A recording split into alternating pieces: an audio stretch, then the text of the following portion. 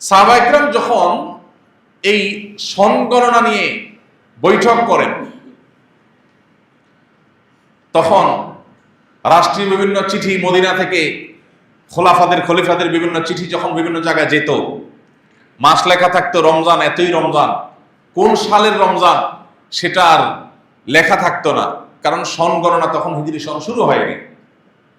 তখন তারা দ্বিধায় পড়ে যেতেন, এই চিঠি কি এই বিগত রমজানের না তার আগের রমজানের। তখন সাহাবায়ে কেরাম মিটিংয়ে বসলেন, পরামর্শ ডাকলেন নিজেদের মধ্যে। সিনিয়র সাহাবীদের নেতৃত্বে মিটিং হলো, পরামর্শ হলো, মতামত নেওয়া হলো যে আমাদের একটা সন গণনা শুরু হওয়া দরকার, যাতে আমাদের রাষ্ট্রীয় মদিনা রাষ্ট্রের চিঠিগুলো এবং অন্যান্য কাগজপত্রগুলোতে সন লেখা থাকে এবং হিসাব নিকাশে ঝামেলা তৈরি না হয়। এখান থেকে হিজরি সনের সূত্রপাত। তখন সাহাবায়ে কেরাম এক একজন এক এক মত দিয়েছে। চূড়ান্তভাবে যেটা সিদ্ধান্ত হিসাবে গৃহীত হয়েছে সেটি হলো যে নবী করিম সাল্লাল্লাহু আলাইহি ওয়াসাল্লামের হিজরত থেকেই এই সনের গণনা শুরু হবে। মতামত অনেকগুলো ছিল, অনেক চমৎকার মতামত ছিল। কারো মতামত ছিল নবী সাল্লাল্লাহু আলাইহি ওয়াসাল্লামের জন্মের বছরকে প্রথম ধরে সন গণনা শুরু হোক। কারো মতামত ছিল মক্কার বিজয়ের ঘটনাকে এক ধরে সেখান থেকে সন গণনা শুরু হোক। কিন্তু চূড়ান্তভাবে সিদ্ধান্ত হলো যে নবী সাল্লাল্লাহু আলাইহি ওয়াসাল্লামের মৃত্যু বা জন্ম বা অন্য কোনো বিজয়, এসব কিছুর কোনোটাই নয়। যেদিন হিজরত করতে হয়েছে যেই বছর, সেই বছরকে এক ধরে তারপরে সন গণনা শুরু হবে। এটা নিয়ে আমরা এর আগেও আপনাদেরকে বলেছিলাম যে এখানেই মুসলমানদের হিজরি সনের সাথে অন্য সব সন গণনার একটা মৌলিক পার্থক্য স্পষ্ট হয়। সবাই সাধারণত সুখের ঘটনাকে স্মরণ করে রাখতে চায়, স্মরণীয় করে রাখতে চায়। দুঃখের ঘটনাকে কেউ স্মরণীয় করে রাখতে চায় না। কেউ চায়? মানুষ দুঃখের ঘটনাকে ভুলতে চায়, তাই না? আর সুখের ঘটনাকে, আনন্দের ঘটনাকে মানুষ কি করতে চায়? স্মরণীয় করে রাখতে চায়। এই যে খ্রিস্টানরা আল্লাহ নবী ঈসা আলাইহিস সালামের জন্মের বছরকে তারা স্মরণ করিয়ে রাখতে চায়, স্মরণীয় করে রাখতে চেয়েছে, সেজন্য তারা ওখান থেকে সংগণনা শুরু করেছে তাদের ধারণা মতে। কিন্তু মুসলমানরা, আমরা যাদের উত্তরসূরি, সে আমাদের পূর্বসূরি সাহাবায়ে কেরাম, খোলাফায়ে রাশেদা, ওমর রাদিয়াল্লাহু তাআলা আনহু, অন্যান্য সাহাবায়ে কেরাম, তারা এই যে হিজরি সন এর গণনা শুরু করেছেন নবী সাল্লাল্লাহু আলাইহি ওয়াসাল্লামের হিজরত থেকে। এটা তো একটা বেদনাদায়ক ঘটনা, এটা তো একটা দুঃখের বছর। হিজরত করতে হয়েছে, মাতৃভূমি ছেড়ে চলে যেতে হয়েছে, এটা তো একটা বেদনাদায়ক অধ্যায়। এখান থেকে তারা সন গণনা কেন শুরু করেছেন, এর উত্তর আমরা এর আগের বছরও আপনাদেরকে বলেছিলাম। প্রিয় ভাইরা আমার, এর কারণ হলো সুখের ঘটনা, এটা মানুষ স্মরণ করলে উজ্জীবিত হয়, সন্দেহ নেই। মানুষের ভালো লাগে, সন্দেহ নেই।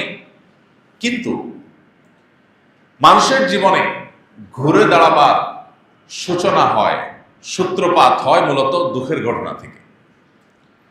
কঠিন সময় থেকে মানুষের ঘুরে দাঁড়াবার সূচনা, সূত্রপাত হয়।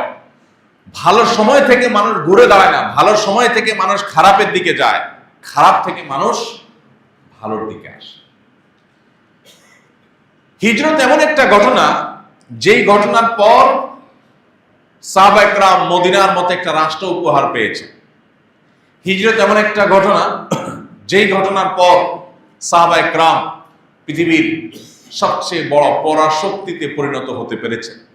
হিজরত সেই ঘটনা, যেই ঘটনায় সাহাবায়ে কেরাম যে পরিমাণ শক্ট হয়েছেন, ব্যথিত হয়েছেন, কষ্ট পেয়েছেন, সেই কষ্টকে তারা সবর করে সয়ে আল্লাহর নির্দেশ মোতাবেক চলার মাধ্যমে একটা সময় এই মক্কাকেই তারা পুনরায় বিজয় করেছেন, বীরের বেশে, অনেকটাই রক্তপাতহীন ভাবে প্রায়।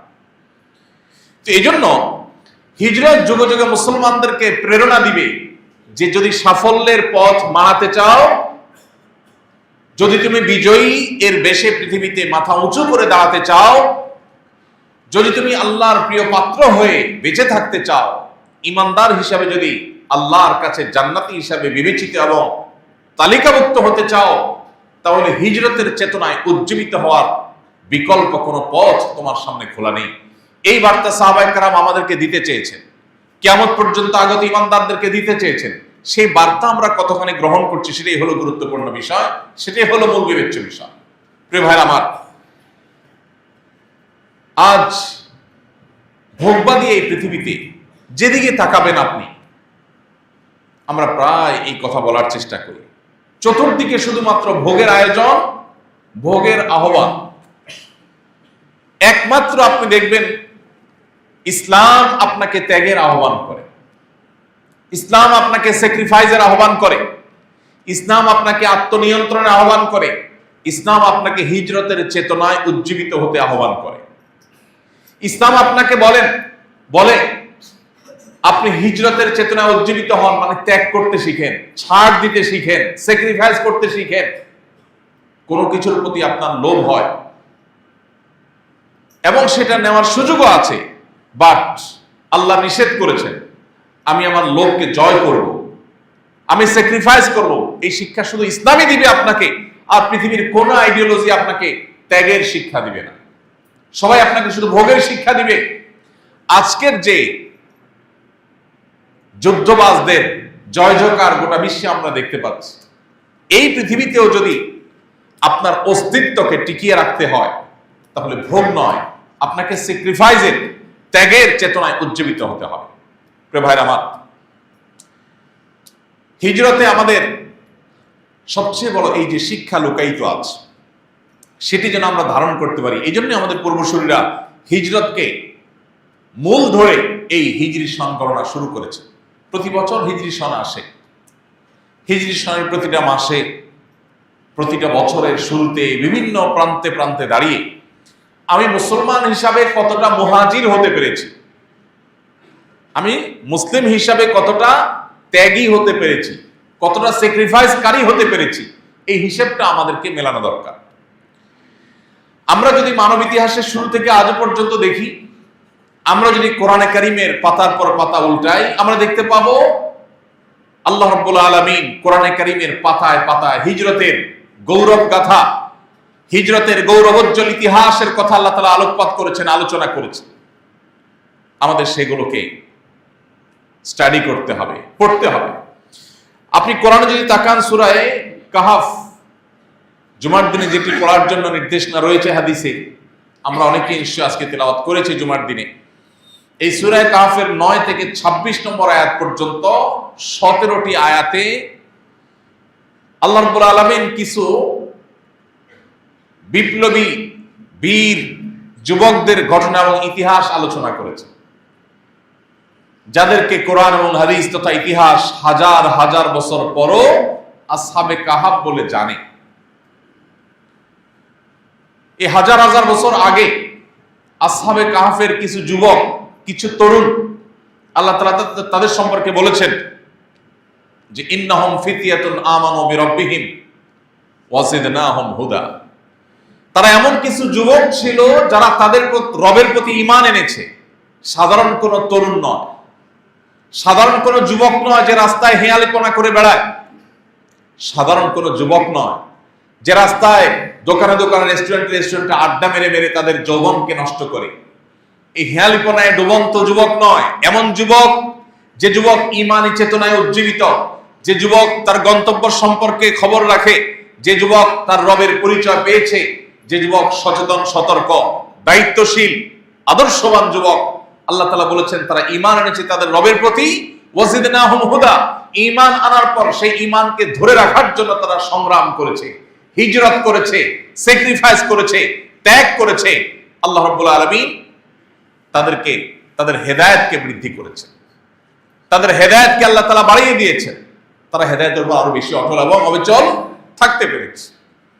সম্মানিত ভাইরা আমার, এই জন্য হিজরতের এই চেতনা কতটা গুরুত্বপূর্ণ হলে সূরা কাহফের মতো সূরায় নামকরণ করাই হয়েছে সেই যুবকদের নামে, যে যুবকদের সংখ্যা নিয়ে কোরআনে কারীমে আল্লাহ বলেছেন মানুষ সেই আগে থেকেই বিতর্ক করেছে তাদের সংখ্যা কত ছিল।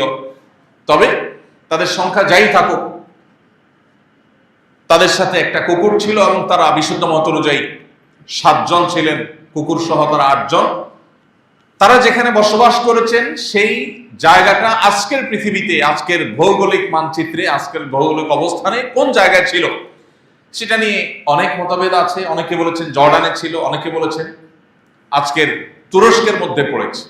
যেটাই হোক না কেন, তুরস্ক বা জর্ডানে অবস্থান করা সেই যুবকেরা হাজার হাজার বছর আগে তাদের শাসক যখন শিরকে লিপ্ত হওয়ার জন্য তাদেরকে আহ্বান করেছে, গোটা জাতিকে শিরকে লিপ্ত হওয়ার জন্য আহ্বান করেছে, আল্লাহকে রব হিসাবে, আল্লাহকে সৃষ্টিকর্তা হিসাবে, আল্লাহকে বিধানদাতা হিসাবে, আল্লাহকে মালিক হিসাবে মানার পরিবর্তে যখন আল্লাহ ছাড়া অন্য কাউকে সেই জায়গায় বসাবার চেষ্টা করেছে এবং গোটা জাতিকে যখন বাধ্য করেছে শিরকে লিপ্ত হওয়ার জন্য, তখন এই যুবকরা দাঁড়িয়ে গেছে, বলেছে না, গোটা জাতি করতে পারে, আমরা 7 জন করব না।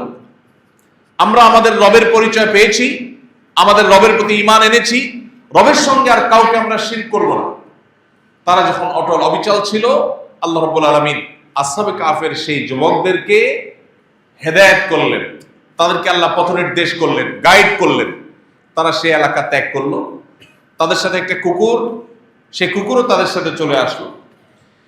আসার পর তারা অনেক দূর আসার পর একটা গুহা, বড় একটা গুহা দেখে তারা গুহার ভিতরে প্রবেশ করলো। আল্লাহ রাব্বুল আলামিন তাদেরকে অলৌকিকভাবে ঘুম পাড়িয়ে দিলেন।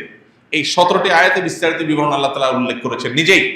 তাদেরকে আল্লাহ এমন ভাবে ঘুম পাড়িয়ে দিলেন যে ওয়াতাহসাবুহুম আয়কাযা ওয়া হুম রুকুদ, তাদেরকে দেখলে মনে হবে তারা জেগে আছে, চোখ খোলা, অথচ তারা ঘুমন্ত। আল্লাহ তাদেরকে ঘুম পাড়িয়ে দিলেন। এক ঘুমে তাদের কেটে গেছে কত বছর? আল্লাহ তাআলা কোরআনে বলেছেন যে ওয়ালাবিথু ফি কাফিম 300 সিনিনা ওয়াজদাদু তিসআ। কত বছর? 309 বছর। 309 বছর তারা এক ঘুমে কাটিয়েছে। আল্লাহ সুস্থ স্বাভাবিক রেখেছেন, তাদের মৃত্যু হয়নি। 309 বছর পর বহু পানি তাদের নদীতে গড়িয়ে গেছে, বহু সরকারের উত্থান পতন হয়েছে, সে জালিম শাসকের পতন হয়ে গেছে, আরো বহু সভ্যতার পরিবর্তন হয়েছে। এই 309 বছর পর আল্লাহ তাদেরকে ঘুম থেকে জাগালেন। 309 বছরের পুরাতন যে মুদ্রা ছিল, সেই মুদ্রা তাদের কাছে ছিল। সেটা নিয়ে তারা যখন ঘুম থেকে উঠে কেউ একজন তাদের মধ্যে থেকে বাজারে খাবার কিনতে গেলেন, তখন হইচই পড়ে গেল, আরে এই মানুষগুলোকে দেখে তো স্বাভাবিক মনে হচ্ছে না, আর এই মুদ্রা তো 1700 বছর আগের পুরাতন মুদ্রা। পরবর্তীতে আল্লাহ তাআলা তাদেরকে তাদের সেই ঈমানের উপরে অটল অবিচল রেখে আল্লাহ তাআলা তাদেরকে দুনিয়া থেকে নিলেন এবং এখনো পর্যন্ত সেই গুহা সংরক্ষিত আছে। গুহার মুখে তাদের নাম লেখা আছে। আল্লাহ তাদেরকে স্বাভাবিক মৃত্যু দিলেন, তারা সসম্মানে দুনিয়া থেকে চলে গেলেন। এই যে আসহাবে কাহফের যুবকেরা সমাজে অন্য 10 জনের সাথে তাল মিলিয়ে থাকলে তারা থাকতে পারতেন, কিন্তু তারা থাকলেন না।